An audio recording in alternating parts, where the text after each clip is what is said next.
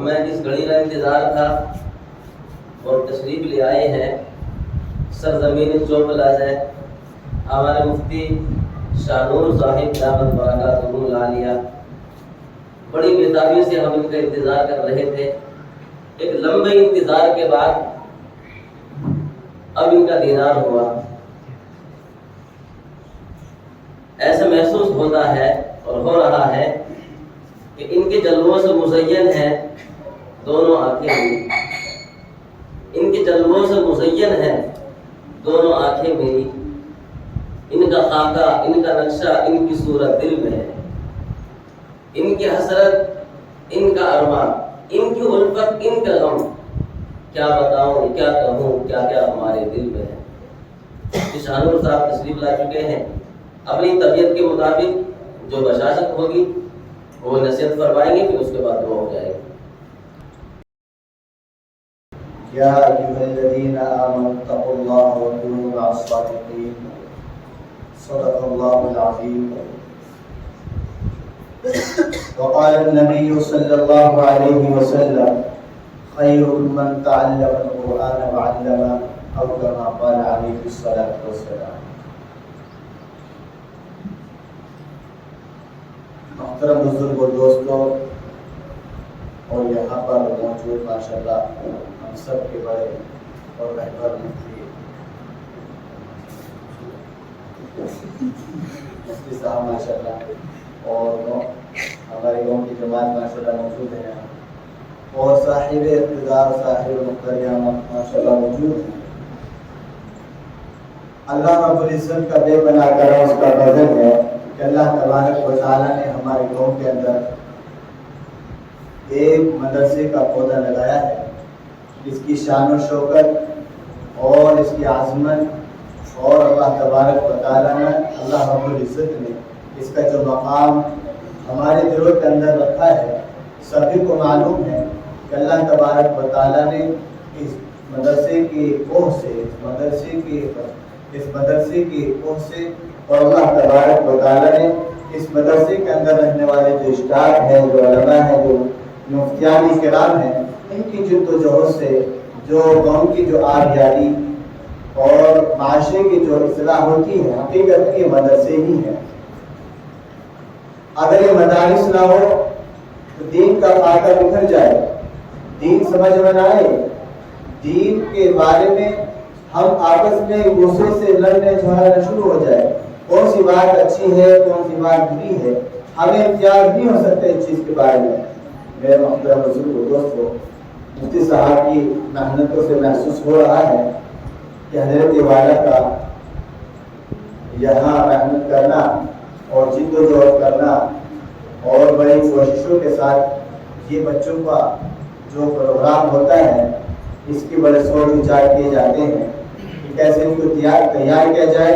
اور ان کو معاشرے کے لیے کیسے مثالی بنایا جائے، تاکہ جس طریقے سے اللہ رب العزت نے مجھے علم کا ایک رہبر بنایا ہے، میں بھی چاہتا ہوں کہ میرے ٹچ میں رہنے والے دوست احباب کے بچے اسی انداز میں دین کے رہبر بنے۔ تو میرے محترم بزرگ و دوستوں، یہاں مستورات بیٹھی ہیں، چند باتیں انہیں کے تعلق سے بات کروں گا انشاءاللہ۔ اور ہے بزرگوں کا کہ مرد پڑھا تو اکیلے ہی پڑھا، عورت پڑھی تو پورا خاندان پورا قبیلہ پڑھا، کہ گھروں کا نظام عورتوں کی دلچسپی سے ہی گھروں کا جو دینی ماحول بنتا ہے وہ عورتوں کی مثالی بننے سے ہی بنتا ہے۔ اگر عورت مثالی ہوگی، ایک نمونہ ہوگی، ایک مشن پر چلنے والی ہوگی، اللہ اللہ کے رسول صلی اللہ علیہ وسلم کی محبت میں غرق ہوگی، تو اپنے اولاد کی تربیت، اپنے اولاد کی تہذیب اور اپنے اولاد کو اسی مشن پر چلانے کی فکر کرے گی۔ یہ ہم سب کی فکریں ہیں اور ہم سب اس میں سب کے سب ذمہ دار ہیں کہ ہمارے گھر کا بچہ چھوٹا ہو یا بڑا ہو، اللہ اللہ کے رسول صلی اللہ علیہ وسلم کا مشن اس کے دماغ میں، اس کے مزاج میں، اس کے دل کے اندر بیٹھنا چاہیے۔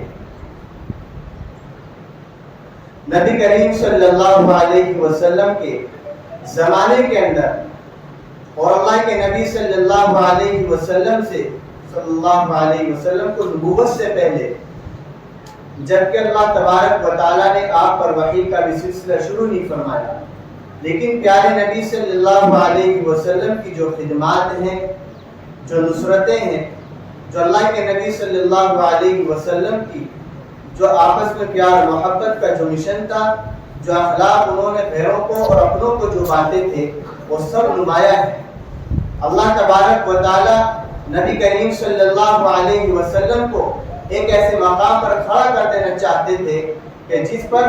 اللہ کے نبی صلی اللہ علیہ وسلم کو ضرورت پڑتی تھی، طاقت کی، ہمت کی، استقامت کی اور چلنے کی۔ اللہ تبارک و تعالیٰ نے 40 سالہ دور کے اندر اللہ رب العزت نے ان کو اس چیز کی صلاحیت عطا فرمائی۔ ایک موقع وہ بھی آیا جب اللہ رب العزت نے نبی کریم صلی اللہ علیہ وسلم کو ایک نبوت کا جو مقام ہے اس کی صلاحیت سے نوازنا چاہا، تو اللہ رب العزت نے سب سے پہلی وحی اقرأ بسم ربک الذی خلق خلق الانسان من علق اقرأ وربک الاکرم الذی علم بالقلم علم الانسان ما لم يعلم۔ یہ آیتیں نبی کریم صلی اللہ علیہ وسلم پر نازل ہوئی، لیکن اللہ کے نبی صلی اللہ علیہ وسلم جب حضرت جبرائیل علیہ السلام آپ کے پاس آئے تو اللہ کے نبی صلی اللہ علیہ وسلم سے کہا کہ پڑھیے، لیکن اللہ کے نبی صلی اللہ علیہ وسلم نے فرمایا کہ میں پڑھا ہوا نہیں ہوں، لیکن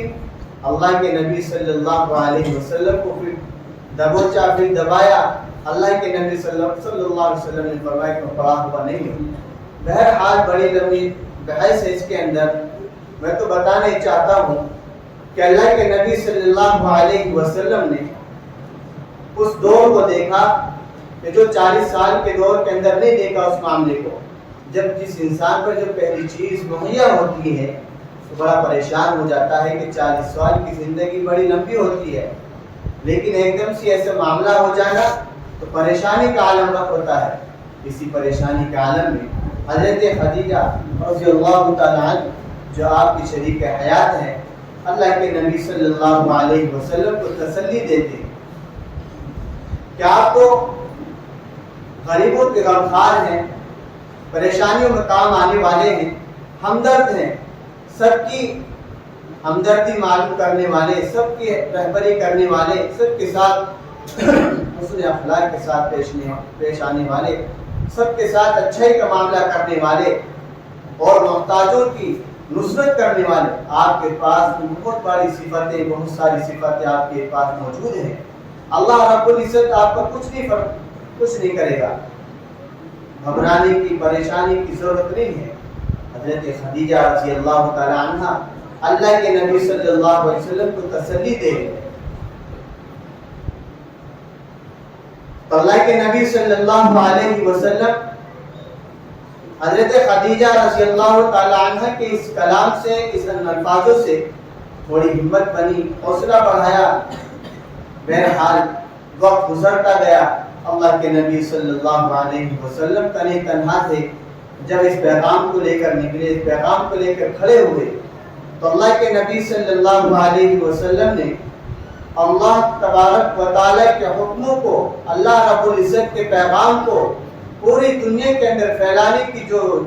کوششیں جدوجہد جو فرمائی ہیں، تو میرے محترم بزرگ و دوستوں، وہ نظام قیامت تک اللہ رب العزت چلائیں گے۔ اس نظام کی ذمہ داریاں، اس نظام کی کاوشیں، اس نظام کو برقرار رکھنے کے لیے اللہ رب العزت نے یہ مدارس قائم فرمائے ہیں۔ بہرحال حضرت عائشہ صدیقہ رضی اللہ تعالی عنہ، حضرت فاطمہ رضی اللہ تعالی عنہ اور بہت ساری صحابیات ایسی ہیں کہ جو اللہ رب العزت نے ان کو اعلیٰ مقام پر ان کی دین خدمت کے ذریعے سے، طفیل سے، وسیلے سے اللہ رب العزت نے ان کو اعلیٰ مقام عطا فرمایا۔ حضرت عائشہ صدیقہ رضی اللہ تعالی عنہ علم کے میدان میں بڑا مقام رکھتی تھی۔ بڑے بڑے صحابہ اور بڑے بڑے جو چوٹی کے جو صحابہ ہوا کرتے تھے حضرت عائشہ صدیقہ رضی اللہ تعالیٰ عنہ کے پاس پردے کے عالم میں علم سیکھنے کے لیے آیا کرتے تھے. حضرت عائشہ صدیقہ رضی اللہ تعالیٰ عنہ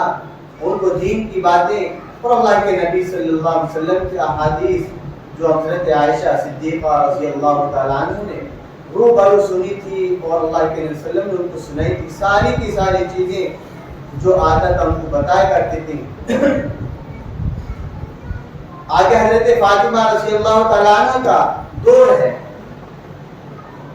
اللہ کے نبی صلی اللہ علیہ وسلم کی چہتی بیٹی ہے. اللہ کے نبی صلی اللہ علیہ وسلم نے تو اپنے ہم عصروں کے رہنے والے عورتیں ہوں، بچیاں ہوں، جوان ہوں، سب کو مثالی بنایا ہے. سب کو ایک مشن پر کھڑا کرنے کے لیے ان کے اندر جدوجہد کی ایک فکر پیدا کی تھی. حضرت فاطمہ رضی اللہ تعالیٰ عنہ ایک موقع پر اللہ کے نبی صلی اللہ علیہ وسلم کے پاس آئی کہ اللہ کے نبی گھر کا کام کاج میں خود کرتی ہوں، پریشان ہو جاتی ہوں، تھک جاتی ہوں. آپ کے پاس خادمہ آئی ہیں، غلام آئے ہیں، کوئی غلام مجھے بھی ہدیہ کر دیجیے، عطا کر دیجیے. اللہ کے نبی صلی